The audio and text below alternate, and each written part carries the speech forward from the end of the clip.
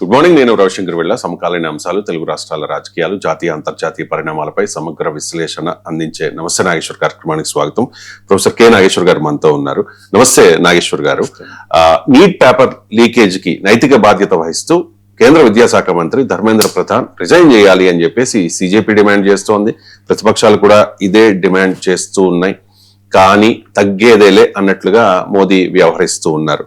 అంటే మోదీ ఎక్కడా తగ్గరు, మా మోదీ అని చెప్పేసి భారతీయ జనతా పార్టీ నాయకులు పదే పదే చెప్తూ ఉంటారు. సార్, తగ్గేదేలే అనే ఇమేజ్ కోసమే మోదీ ధర్మేంద్ర ప్రధాన్ ని తప్పించడం లేదా? ఈ 12 ఏళ్ల కాలంలో ఎప్పుడు మోదీ తగ్గలేదా?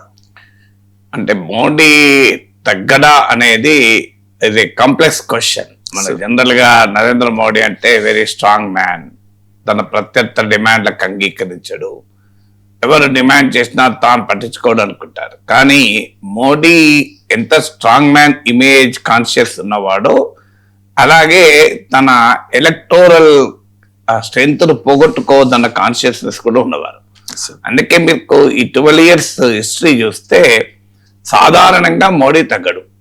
ఎందుకంటే ఆయన స్ట్రాంగ్ మ్యాన్ ఇమేజ్ ప్రొజెక్ట్ కావాలి కనుక తాను ఎవరి ఒత్తిళ్లకు తల వంచడు, తన నిర్ణయం తానే తీసుకుంటాడు, భయపడడు, బెదరడు, చెదరడు. ఇలాంటి స్ట్రాంగ్ మ్యాన్ ఇమేజ్ కొరకు సాధారణంగా ఇలాంటి డిమాండ్లు వస్తే పట్టించుకోరు. కానీ రెండవ అంశం ఏంటి, ఎప్పుడైతే తన కోర్ కాన్స్టిట్యుయెన్సీ తాను ప్రధానమంత్రిగా కావటానికి బీజేపీని అధికారంలో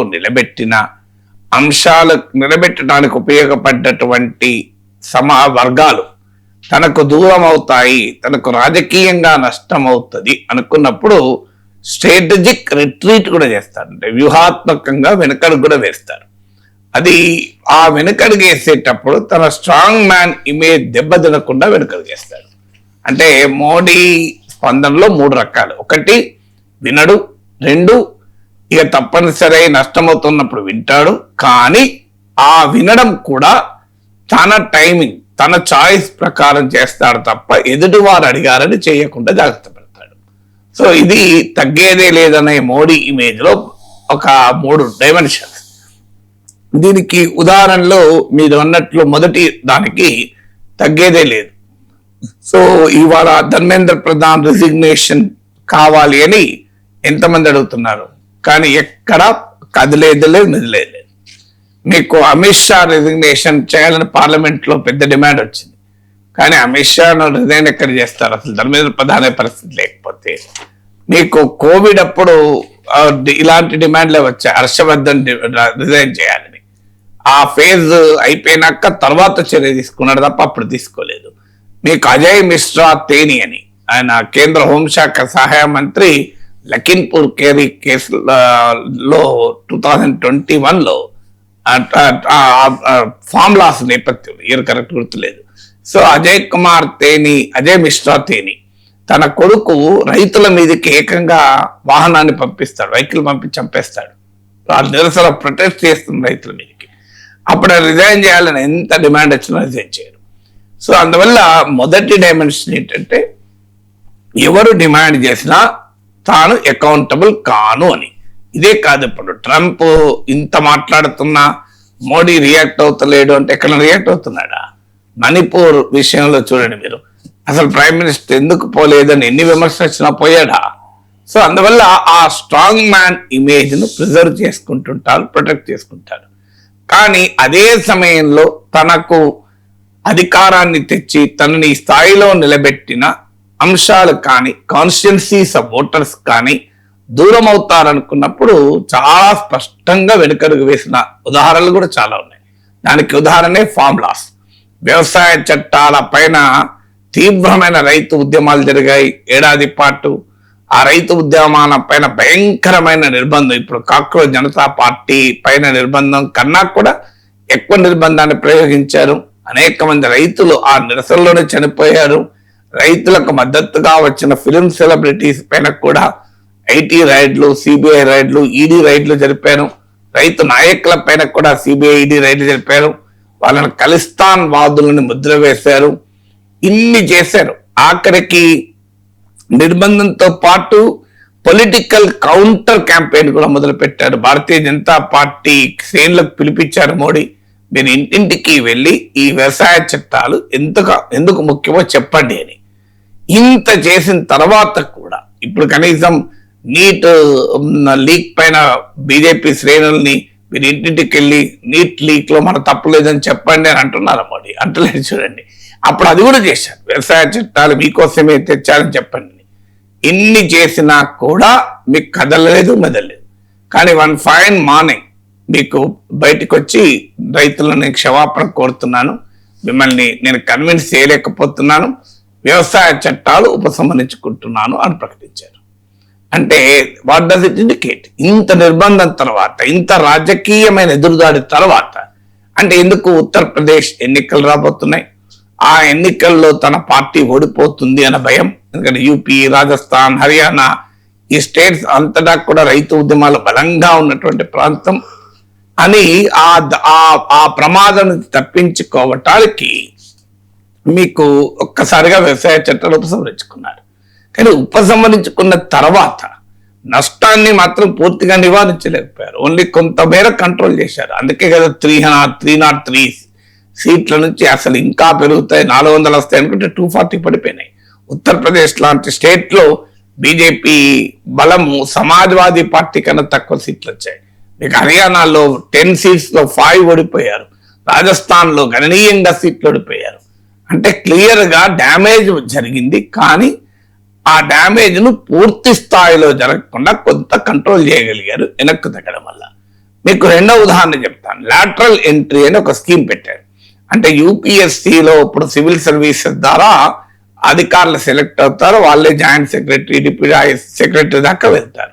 లాటరల్ ఎంట్రీ అంటే కొంతమంది ఎక్స్పర్ట్స్, సబ్జెక్ట్ ఎక్స్పర్ట్స్ ను నేరుగా జాయింట్ సెక్రటరీ స్థాయిలో ప్రభుత్వంలో నియమించడం. సో ఈ స్కీమ్ అనౌన్స్ చేసి ఈవెన్ దానికి union public service commission advertise కూడా చేసింది. అడ్వర్టైజ్ చేసిన తర్వాత మీకు లోక్ జనశక్తి పార్టీ తీవ్రంగా వ్యతిరేకించింది. ఎన్డీఏ పక్షాల్లోనే భాగంగా ఉన్న ఎల్జేపీ వ్యతిరేకించింది. దాంతో ఇమ్మీడియట్ గా ఆ లాటరల్ ఎంట్రీ పైన ప్రైమ్ మినిస్టర్ వెనక్కి తగ్గాడు. ఇంత ఆలస్యం కూడా లేదు, విత్ ఇన్ డేస్ వెనక్కి తగ్గి కౌంటర్ క్యాంపెయిన్ మొదలు పెట్టారు. షెడ్యూల్డ్ కులాలు, షెడ్యూల్డ్ తెగల ప్రయోజనాలకు, అణగారిన కులాల ప్రయోజనాలకు ఏమాత్రం నష్టం జరిగినా ప్రధానమంత్రి ఊరుకోరు అని చెప్పి ఆ నిర్ణయం మీద ప్రైమ్ మినిస్టర్ సంబంధం లేనట్లు యూపీఎస్సీ నిర్ణయంగా దాన్ని ప్రొజెక్ట్ చేస్తూ కంప్లీట్లీ యూటర్న్ తీసుకున్నారు. అందువల్ల మోడీ యూటర్న్ తీసుకోలేదనటానికి రెండవ ఉదాహరణ ఇది. మూడో ఉదాహరణ కూడా చెప్తాను. 2014లో ఈ ప్రభుత్వం అధికారంలోకి వచ్చాక విత్ ఇన్ ఎ ఇయర్ మీకు కార్పొరేట్లకు ల్యాండ్ అక్విజిషన్ ఈజీ అయ్యటానికి భూసేకరణ చట్టానికి ల్యాండ్ అక్విజిషన్ యాక్ట్ సవరణ చేద్దామని చూశారు. ఈవెన్ ఎన్డీఏ పక్షాల నుంచి వ్యతిరేక, బీజేపీ నుంచే సొంత పార్టీ నుంచి వ్యతిరేకత వచ్చింది, కాస్త వెనక్కు తగ్గారు కూడా. అందువల్ల ఇలా వెనక్కు తగ్గిన ఉదాహరణలకు కూడా చాలా స్పష్టంగా మీకు ఇప్పుడు 3-4 కీలకమైన అంశాలు వ్యవసాయ చట్టాలు. ఇంకోటి కూడా ఉంది మీకు, ఇటీవల యూజీసీ సోషల్ జస్టిస్ నిబంధనలని, అంటే విశ్వవిద్యాలయాల్లో కుల వివక్ష తీవ్ర రూపం దాలుస్తోంది అని ఒక పెద్ద రోహిత్ వేముల ఆత్మహత్య అనంతరం దేశమంతటా ఉద్యమాలు జరిగితే యూజీసీ గైడ్ లైన్స్ ఇష్యూ చేసింది. ఆ గైడ్ లైన్స్ పెద్ద ఎత్తున నార్త్ ఇండియాలో అగ్రకులాల నాయకత్వం నుంచి వ్యతిరేకత వచ్చింది. ఇక చివరికి ఉత్తరప్రదేశ్ లో అయితే బీజేపీ అప్పర్ కాస్ట్ లీడర్స్ కూడా రిజైన్ చేశారు. తన కోర్ కాన్స్టిట్యున్సీ అప్పర్ కాస్ట్ కనుక ఆ అప్పర్ కాస్ట్ ఓటర్లు దూరం అవుతారని గుర్తించి వెనకడుగు వేసింది ప్రభుత్వం. సో ఇన్ని ఉదాహరణలు ఉన్నాయి మనకు, యూటర్న్ తీసుకున్న ఉదాహరణలు. అందుకే నేను మొన్న కూడా చెప్పాను, మీకు చూడండి తన కోర్ కాన్స్టిట్యున్సీ ఈ నీట్ ఎగ్జామ్ లీక్ వల్ల, పేపర్ లీక్స్ వల్ల మోడీకి ఇప్పటిదాకా ఓటు వేసిన యంగ్ ఓటర్స్, మోడీని ఒక ఆరాధనతో చూసిన young voters, middle class voters దూరం అవుతున్నారు. అందువల్ల ఆ సిచ్యువేషన్ వస్తే ఇప్పటిదాకా నేను ఇచ్చిన ఉదాహరణలో యూటర్న్ తీసుకున్నట్లు ఇక్కడ కూడా ధర్మేంద్ర ప్రధాన్ పక్క పడేస్తాడు. కానీ ఎప్పుడు పడేస్తాడు అది కూడా ఉదాహరణ ఉన్నాయి. నేను మొదట్లో చెప్పాను మీకు, స్టార్టింగ్ లో ఏమన్నాను, సాధారణంగా వెనక్కు తగ్గడు, ఇక తనకు నష్టం జరుగుతుంది అనుకున్నప్పుడు ఖచ్చితంగా యూటర్న్ తీసుకుంటాడు. దానికి అయితే ఆ యూటర్న్ తన చాయిస్ ప్రకారం తీసుకుంటాడు. మీకు ఉదాహరణకు కోవిడ్ ఎగ్జాంపుల్ ఉంది. మీకు 2021లో కోవిడ్ సెకండ్ వేవ్ లో బీభత్సమైన నష్టం జరిగింది, మామూలుగా కాదు. మన ప్రతి కుటుంబంలో మనకు తెలిసిన వాళ్ళు చనిపోయారు. కంప్లీట్ గవర్నమెంట్ ఇనాక్షన్ కనబడ్డది. వ్యాక్సిన్ల కొరత, వ్యాక్సిన్లను గ్లోబల్ ఇమేజ్ కొరకు 100 దేశాలకు ఎక్స్పోర్ట్ చేశారు. భారతదేశ ప్రజలకు మా వ్యాక్సిన్ అందుబాటులో లేదు. కంప్లీట్ గందరగోళం, క్యావోస్ ఉంది. ఆక్సిజన్ సప్లై లేదు, హెల్త్ ఫెసిలిటీస్ అప్డేట్ అయి లేవు. అప్పుడు డాక్టర్ హర్షవర్ధన్ హెల్త్ మినిస్టర్, ఆయనను రిజైన్ చేయాలి అని పెద్ద ఎత్తున డిమాండ్ వచ్చింది. కానీ అప్పుడు వినలేదు. కానీ అది గుర్తుపెట్టుకొని తర్వాత కొంతకాలానికి మీకు డాక్టర్ హర్షవర్ధన్ డ్రాప్ చేసి పడేశారు. ఢిల్లీ బీజేపీ అగ్రనాయకుడు కూడా, ఆయన్నే కాకుండా ఐ థింక్ సహాయ మంత్రిని కూడా తీసేశారు. అలాగే టెలికాం రెగ్యులేషన్ తీవ్రమైన వివాదమైనప్పుడు రవిశంకర్ ప్రసాద్ లాంటి సీనియర్ నాయకుడిని కూడా ఇంటికి పంపించారు. రవిశంకర్ ప్రసాద్ వాళ్ళ ఫాదర్ కూడా బీజేపీ నాయకుడిగా ఉండే. సో అలా మీకు ఈవెన్ అజయ్ మిశ్రా తేని కూడా తర్వాత కాలంలో ఆయన అఫ్ కోర్స్ పొలిటికల్లీ ఇర్రెలవెంట్ కూడా అయిపోయారు. అందువల్ల మీకు ఆ వివాదం వచ్చినప్పుడు మోడీ స్పందించాడు. ఆ వివాదం అంతా అయిపోయాక ఇట్ ఈస్ ఓన్ టైం, తనకు నష్టం జరిగింది అనుకున్నప్పుడు ఆ స్లోగా వాళ్ళని సైడ్ లైన్ చేసేస్తాడు. సో తనకు నష్టం అంటే అల్టిమేట్ గా ఇదంతా ఏం తెలియజేస్తుంది, తన స్ట్రాంగ్ మ్యాన్ ఇమేజ్ కాపాడుకుంటుంటాడు. అదే సమయంలో తనకు పొలిటికల్ గా నష్టమైతుంది అనుకున్నప్పుడు ఎవరినైనా స్కేప్ బోర్డ్ చేయడానికి మోడీ వెనుకాడరు. వాళ్ళని తీసి పక్క పడేస్తారు తనకు నష్టం జరుగుతుంది అనుకున్నప్పుడు. సో తాను వెనక్కి తగ్గకపోవటానికి, అవసరమైనప్పుడు యాక్షన్ తీసుకోవటానికి కూడా మోడీ తన ఇమేజ్ ను ప్రిజర్వ్ చేసుకోవడమే ప్రధానంగా ఉంటుంది తప్ప యూటర్న్ తీసుకోవడం అనేది కాదు.